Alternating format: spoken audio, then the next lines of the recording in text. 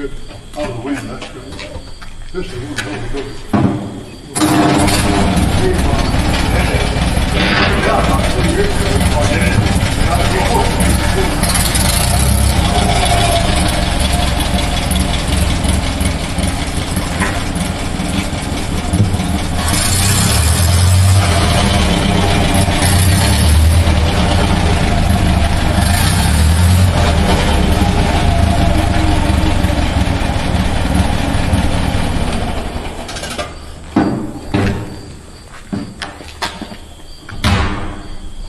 Well, I don't know what to expect. I'm not sure what you want, but I think the best thing to do is, first of all, I'm going to set down the running boards here. Okay. And then Lynn can take the picture. Ryan's got the camera, I got my camera. Well, what? Do you want to sit in the car and talk about it? Well, I'm not a little bit. Right now, I want to know what the screen last year. You should move it out of here, whatever. And the one is fine. But Well, I guess okay, recording. I guess the big question, well, the few questions that I have is, you got the light on? yeah, Okay. is well, what made you pick this car, and what was it about this style that you liked? Because there's a couple of different types of Durants, there's different colors. Well, why this one? Well, that's not that's easy to answer. It's the first Durant I ever seen. And a friend of mine from O'Neill, Nebraska, borrowed my trailer. He bought this over the telephone. I think he said for $400 in Kansas. And he needed a trailer, so he borrowed my trailer to go get it. And when he got back, he said, this was not, this was real bad shape. The body, the sheet metal was good. It had been painted with a little barn paint, but it preserved it. But all the wood was loose in it. And the wrong rear end in it. There's no top and no upholstery or anything. And anyway, he said, when he left down there, he said there was an old 23 Maxwell down there that he should have bought. And I encouraged him, I said, go back and get it. Well, if you had the trailer already. Well, he said, I don't need both of them. I said, okay. So, back, that was in the late 60s. And this friend of mine, I've been doing a lot of work for him for $2 an hour, and I enjoyed it. And anyway, I like to look at this thing. I've never seen a Durant before. And it had the disc wheels, I like that. So,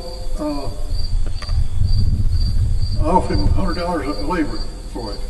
He said, well, that's fine. So he went back and got to Maxwell. And I put this in the shed for about a couple of years, I guess. Then I belonged to the Antique Car Club and loaned the car, got a magazine. And I forget the date of it, but anyway, the 11 point, beautiful 1923 Durant Sport Touring, all restored on that thing. And my blood pressure and enthusiasm grew.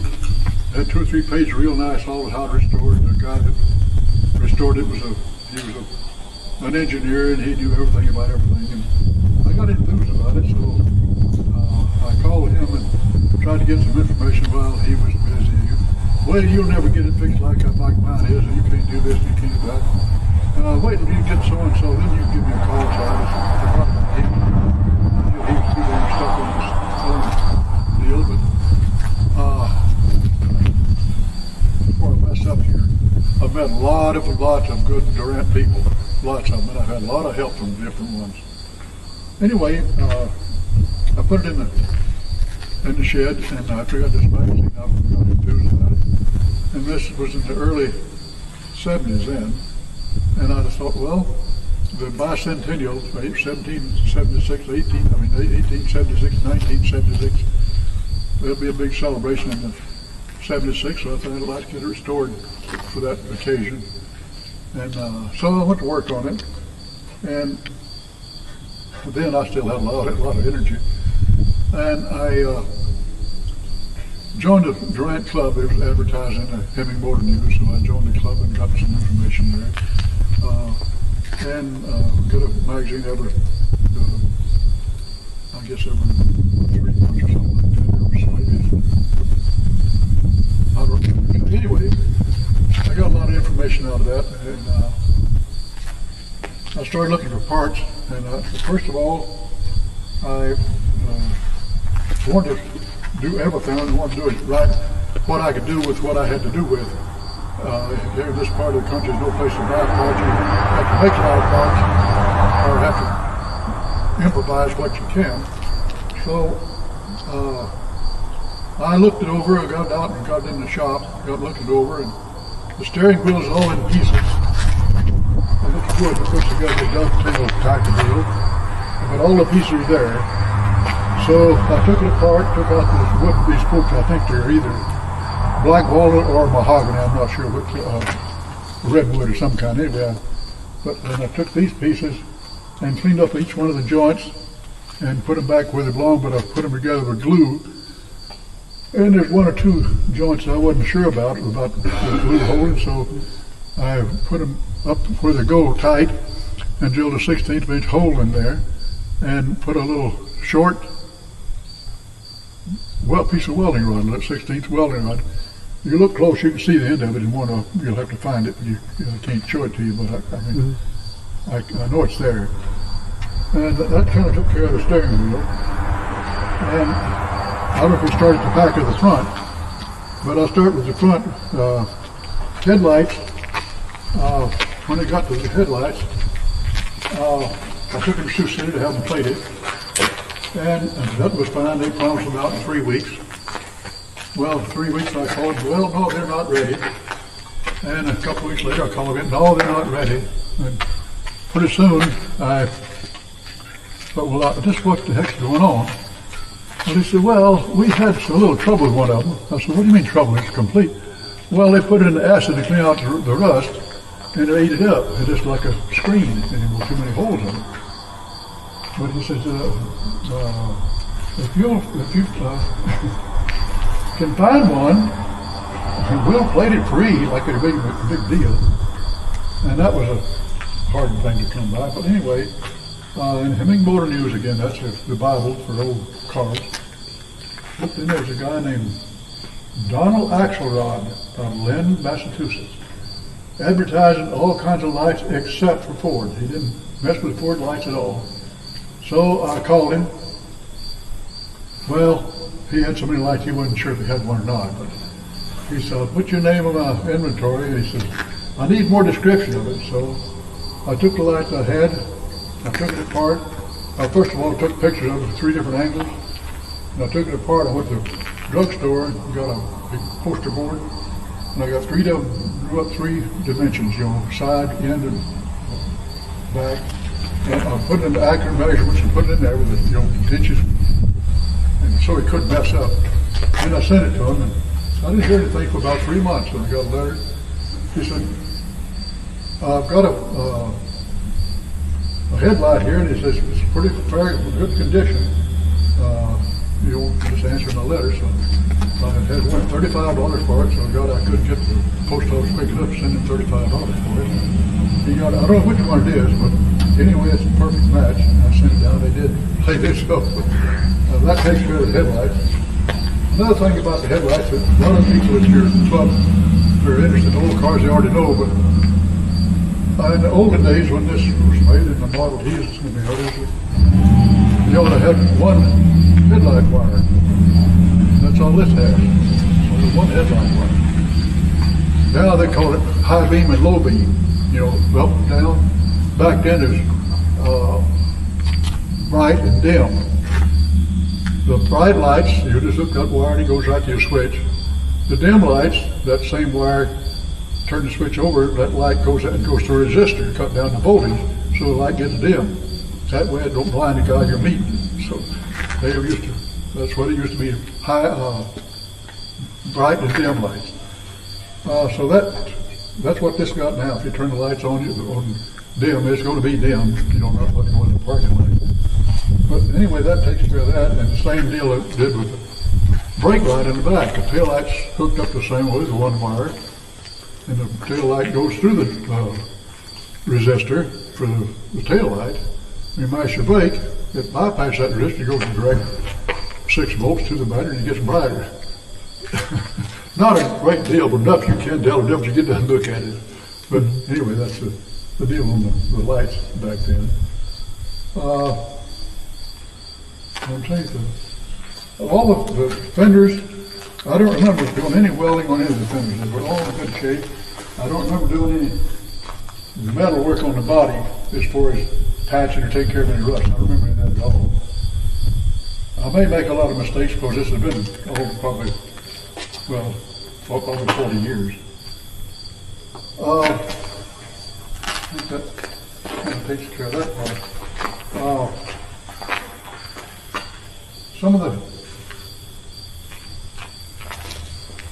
little bits, maybe, I'm sure since the radiator will be had it cleaned and so don't give it any trouble, except extreme hot weather, it will overheat. On the engine, I took the block down to O'Neill, Nebraska, ordered, I think it was, had a pattern of one of the old pistons, sent it either John's or Eggy machine shop in Los Angeles, I forgot which one it was. But anyway, got a new set of oversized pistons and took the block and the piston down, had it bored to fit, and they resurfaced the block. They sent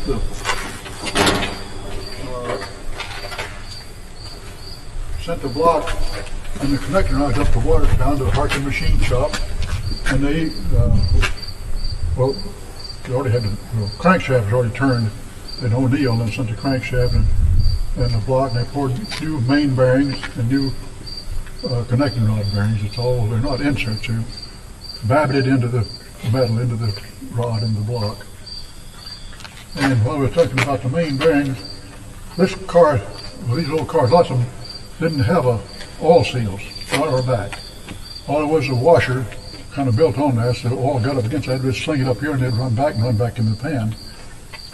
Well, a lot of those on the main bearing, there would be a spiral in the cap or in the top half. And that spiral, if the oil got over there and getting to that deal, that spiral encouraged the oil to go back in the pan instead of going to the outside. Well, of course, my luck, the guy cut the spiral and he cut it the wrong way, so it squirted all out the front, on the front main bearing, no seal there or anything. So what I did to cure that, in the timing gear cover, I put a fitting in there and one in the top of the oil pan. These flies are driving the hell out of me. And I put a neoprene tube from one back, so if it leaks out of the front, they go right back in the oil pan. Well, that took care of that.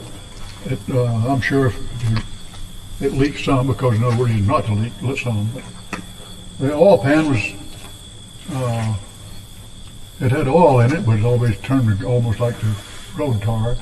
And underneath it was moisture in there because the oil would come to the top, and it rusted real bad all through the oil pan. So I took it to the radiator shop, I had sandblasted it, took it down to the radiator shop, had got to put a coat of solder in there all through the bottom of the pan, and that cured that. And the valves were wore out. The valve springs are all broke. I think there might have been one good in there. And the guides, the block, there are no guides. The guides, it's a hole in the cylinder head, and those are wore out. So I wound up putting oversized valves in it. I had a hard time finding them. And I went to the, had no place to order where you order the valve springs like you want. You know, didn't know what pressure they're supposed to have at so many pounds. So I just went to the one I had, went down to the hardware store here. It was old-fashioned, it had a big bunch of springs. I picked out 8 matching springs, all the same. And they looked like original springs, only a little bit stronger, I guess. And the valves I got were 16 thousandths oversized, or 64th of an inch, something like that anyway. And I had got a reamer and ream that out to that size so the valves fit good. And but the valves wound up being a quarter inch shorter than the original. That's because they don't know where to find the right exact thing. So when I made the valves a quarter inch shorter, then I had to extend the push rods, the adjustment, so it could adjust them. But anyway, that kind of took care of the valves, and as far as I know, it still runs good, but it's road engine, so it still sounds good. And the oil pump was wore out. It's a little small gear pump, 2 gears in the housing, and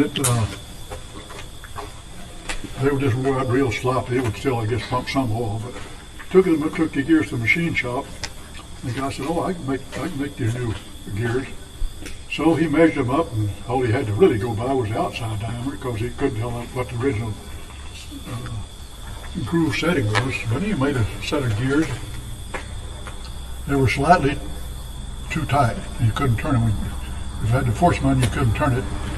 So he said, "Well, I'll make you another set." So I made another set of gears, and they were a little sloppy.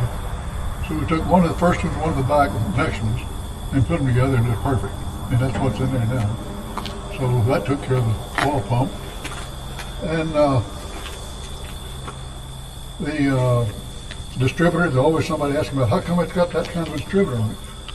Well, the original distributor, I think it was Autolite. It's either aluminum or pot metal. And this irritates the hell out of me, the flies. I had pulled it out and looked at it, and I found a 26, 27, 28 Chevrolet, 4-cylinder Chevrolet distributor, but the housing part that goes down in the block was a little oversized. So I stripped everything out of it and put it in a lathe and turned it down to the same size as the original Autolite distributor, and took the gear off the original and put it on the bottom, and I made up a setup so you can retard to advance the spark. It's supposed to be hooked up on the steering wheel, but that was an old-fashioned crude way. It had like a piece of gas line coming around the side of the block, had just a wire running down through it, and it slides back and forth. And it's not like a cable at all, just a real crude deal. And so I took a deal on this side.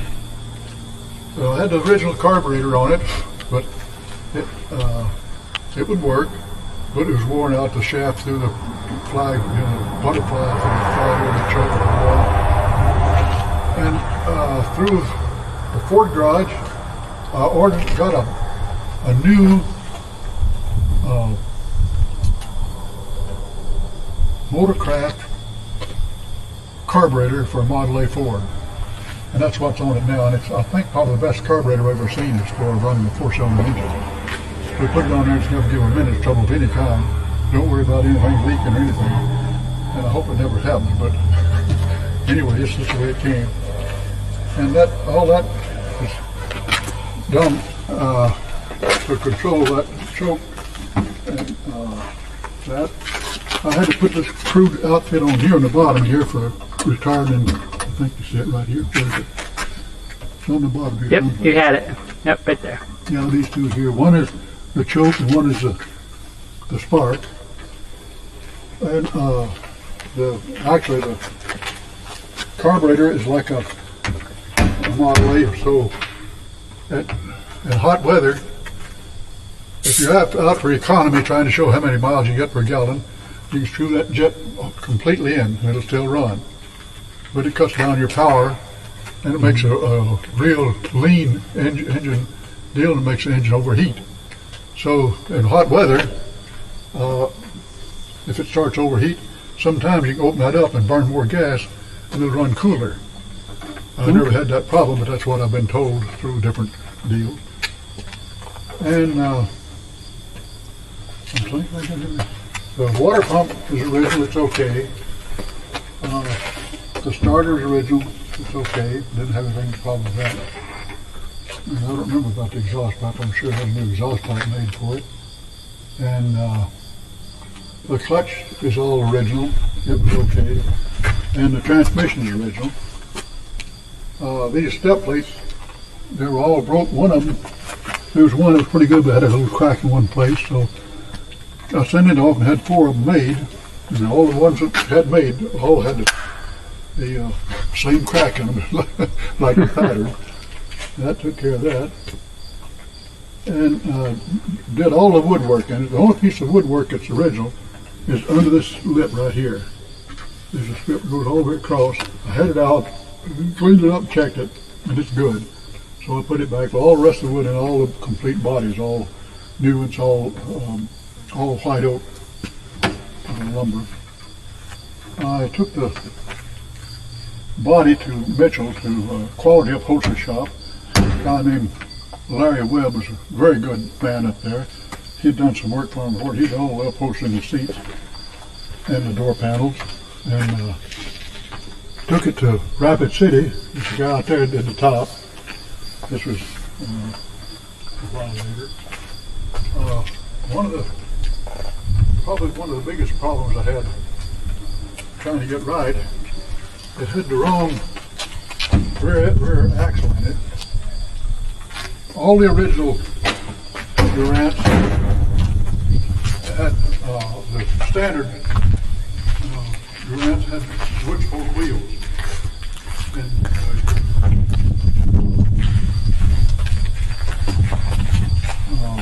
Sport Touring, this model, had several other things added on to it that made it more expensive. One of them was a trunk on the back, the other was the disc wheels and the step plate and the front bumper and the side plates and some chrome plating or nickel plating on the front. That was part of the one it's called the Sport Touring. It's a little more expensive. But this rear axle, that was a problem. Durant built a Star. They used the same rear axle housing, and a lot of the same stuff. But I found a Durant rear axle over south of Gregory, about 90 miles from here. And I got that bought, but it was the one with the wood wheels, the spokes. So that was a start anyway. Then a guy up, Irving Young, up north of Mitchell, about 20 miles, called me and told me there's one up there. So I went up and bought it. Took the two of them apart and took the best parts of both of them to put in make up the rear housing and everything. But then the rear hubs are entirely different. The rear hubs are made for the wood spoke wheels, and I don't know what the original hubs look like, except I had to make the hubs to match the front ones. Otherwise it's a big tattletale, so how come so-and-so, so-and-so. So I had to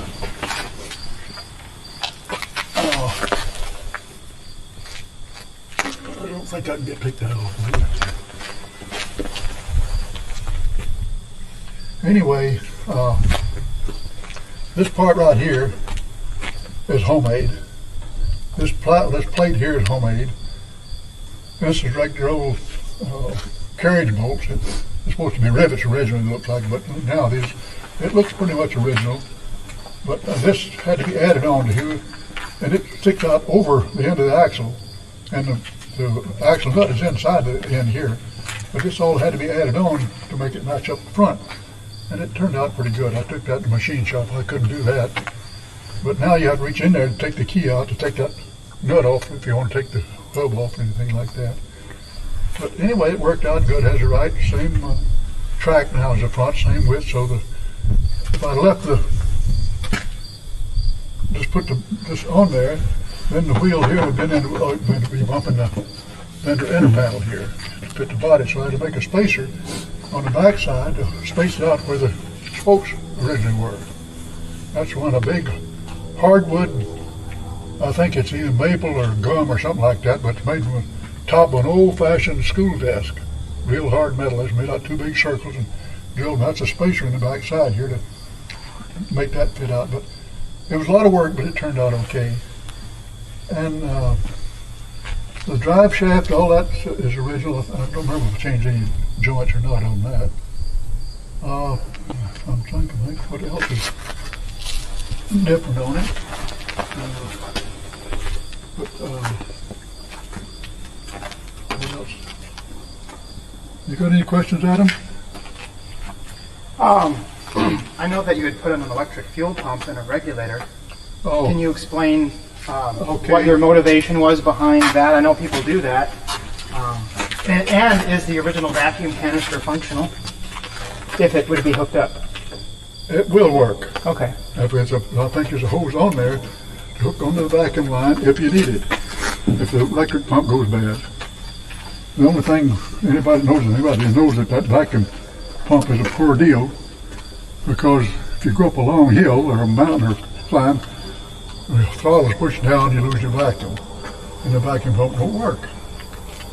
You slow down, you shift down, and let the engine run free, pull up a hill, and probably get by. But anyway, it was not it worked in lots of different cars, even 600, home like that. But anyway, I didn't trust it, and I wanted to put an electric pump on it, so I put an electric pump in the back. And you unhook the electric pump in the back, hook it to the vacuum tank, and hook the other line to the manifold, and it'll suck gas out. You can leave the one in the back, you turn it off if you need to. But that's the best deal I can think of there. I'm trying to think. I'm not sure. The old cars had most of them just had what I call cold roll steel for rear axles. And Model T Ford wasn't too bad up there because you could not jam the gears. It's always like an automatic transmission. Just a band tied, so it wasn't never a real quick strain on the axles. And also Ford had what they call a vanadium chrome kind of anyway, better grade of steel that they got out of Europe for their Model A's and Model T's. But anyway, the reason I said it wrong ran because he kept breaking axle, I suppose. But anyway, when I put on, I think you pull the super seat out, I think you'll find an axle in the back behind it. I'm not sure. I believe I put one in there. But that was a weakness with the old cars, was the rear axle. And I'm trying to think of anything else that was. It's just had an old hand-operated windshield wiper. What was your favorite thing to do with this car? Favorite what? When you were restoring it, what was your favorite part about this car? Of all the things that you did about this car and that you like about it, what is your favorite thing? What are you most proud of in this car? It all went together. Okay. It was all, it was, well, the rear axle helped. That was something to kind of figure out. But there's several things that, and getting the right valves and that kind of stuff, that was a kind of, took time. All that took time. I did get it done in 2 years, though. I've got it ready for the bicentennial. I was pretty proud of that. Did you paint it yourself, or did you Yes, have to? I painted it. Okay. Lynn Fisher and his brother, I believe they put the stripes on it for me. I know they put a stripe on the car for one car for me. It might have been this one. But again, that was many years ago.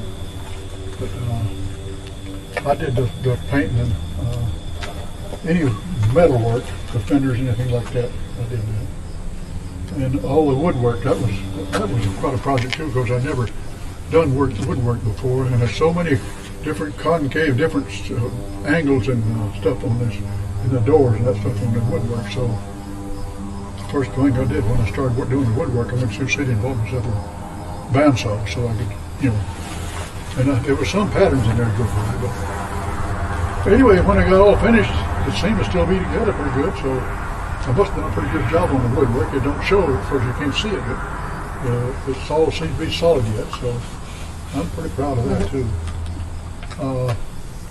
You said that the distributor was a Delco, is that correct? From a Chevrolet? Well, I think it's Delco. I don't remember it. The Delco. So is the coil then original to Durant, or is that part of the? Okay. It's a modern 6-volt coil. It might be. I may have just went to the Napa store and got a 6-volt coil. I don't know. Okay. I don't remember that, but that part's not important. I know that some of the old coils were different shapes, and some of them had a resistor up on the top, a little round resistor. But I don't know if it has a resistor. This does have a resistor. It does? Yeah. Okay, that's good. What does that resistor do? It cuts down the voltage from the battery to the coil.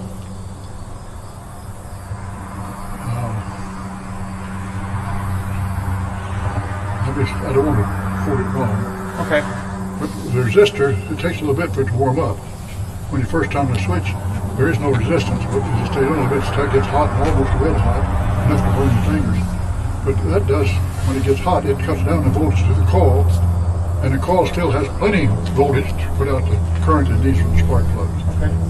But after, if you did hook up a straight 4 volt coil, then you need all the voltage for the starter. Okay. And you need all the voltage for the coil when you start. But after it starts, then you only need 4 volts for the ignition. To keep it. Okay. So, yeah. But I'm not explaining that so good, I'm not sure. But anyway, that's the deal. I'm trying to think of anything else different than here. I don't know.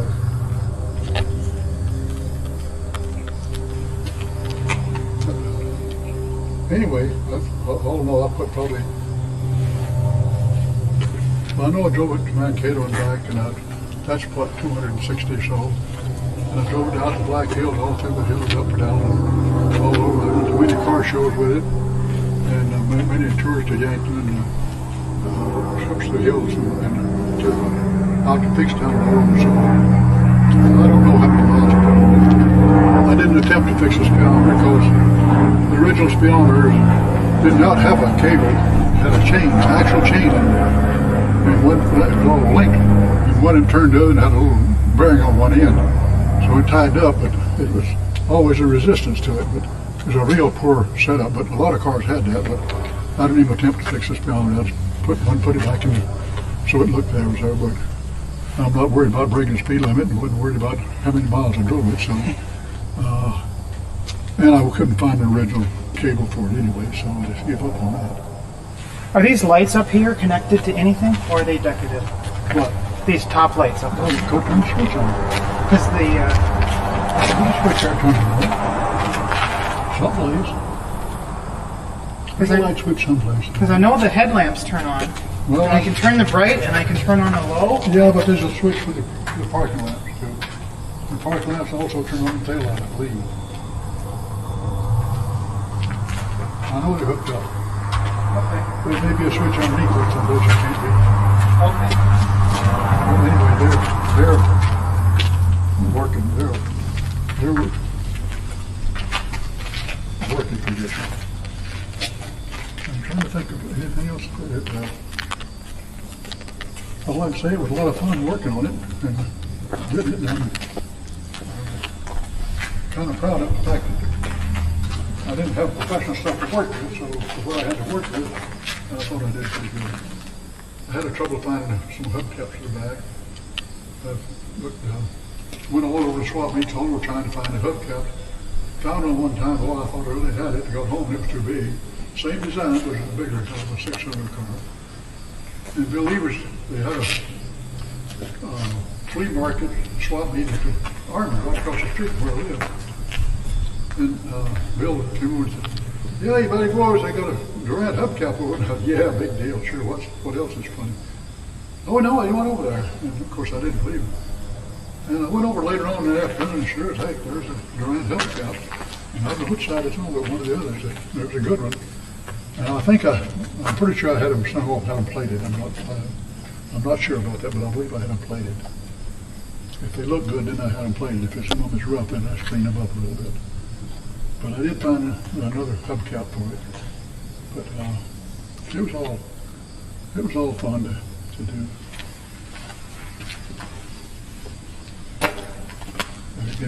Any questions anybody's asking that you don't know the answer to? Off the top of my head, I think you've answered. I had a list of questions, and you answered them all before I had a chance to ask. So. Some of it's not as good as the original. Some of the things are better than original. Of course, the carburetor works better than the original because I ran on both of them. And, I don't know of anything else. What about the trunk? Is the trunk original, or did you rebuild that? No, the trunk was on it. It's got 2 suitcases in there, They're real narrow, but two suitcases in it, and it looked pretty alligator skin on the outside from old age, so I had that cover made for it when it made the top. That's all the reason. But no, the trunk was on it when I got it.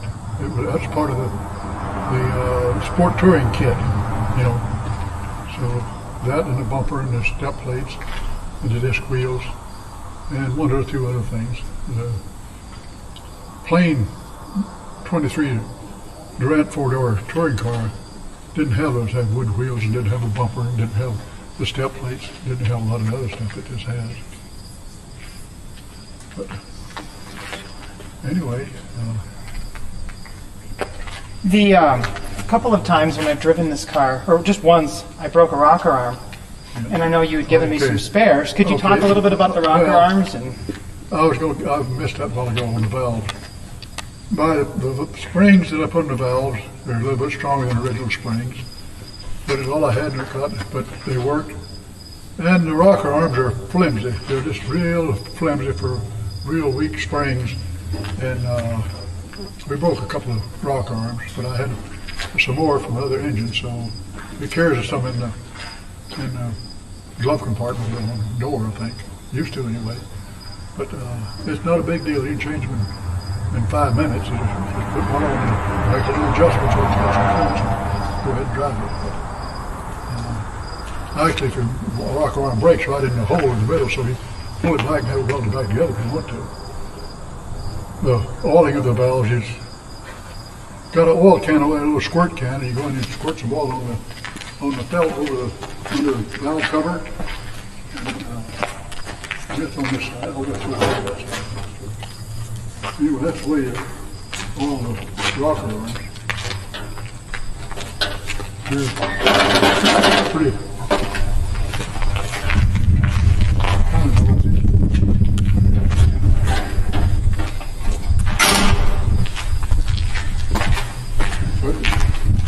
what about the fluids that you use in the transmission and in the rear end? And what weight do you recommend? Well, this is regular.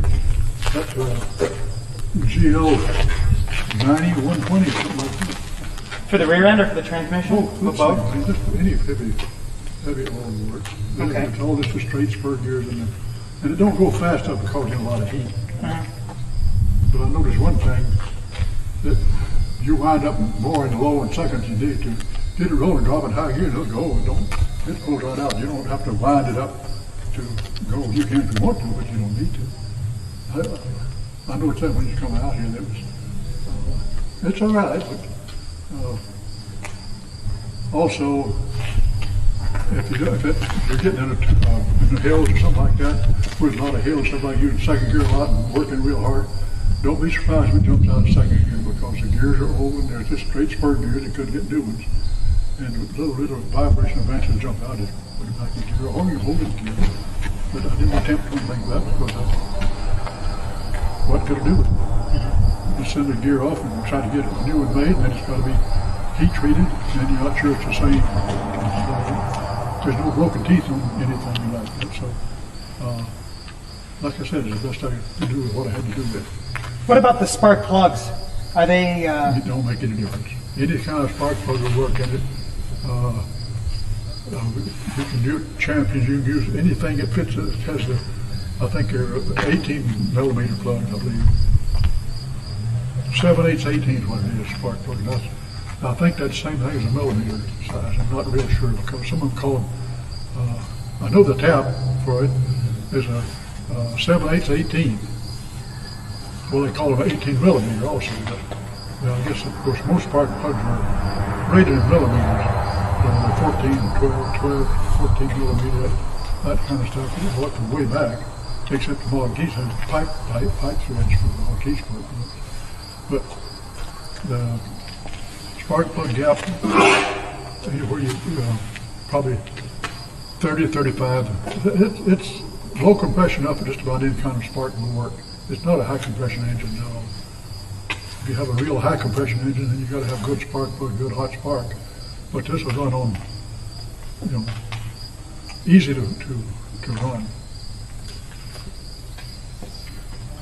How many miles do you think you can go on a tank of fuel? I have no idea. Okay. I don't know what the tank holds. Probably 10 gallons, but I'm not sure. What I did on the Model A, I had a 2-gallon water tank and 2-gallon gas can on the running board.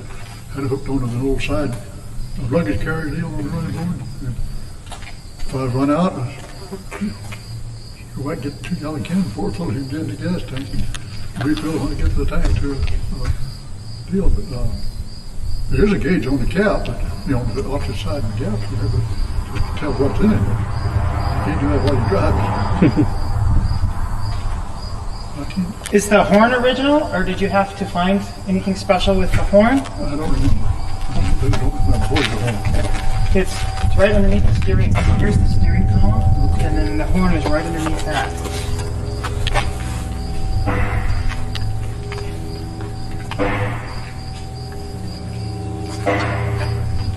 Yeah, I think that's original, because I think the Model A is longer than that.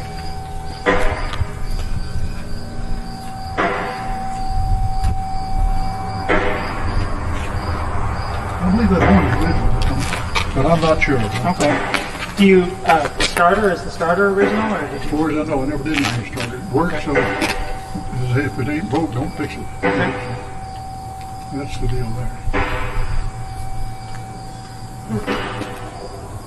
Well, thank you very much for taking the time to let us film you. Tie rod ends and kingpins are all original. They were tight, snug. I wasn't slack under the chain, so you couldn't feel any slack.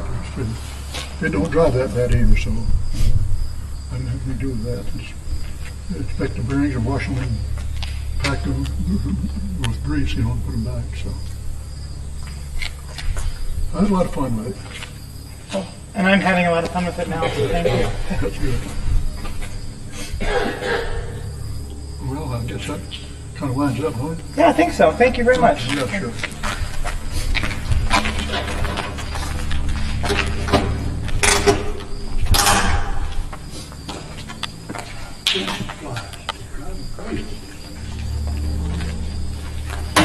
I think Glenn Fisher's over by his shop over there.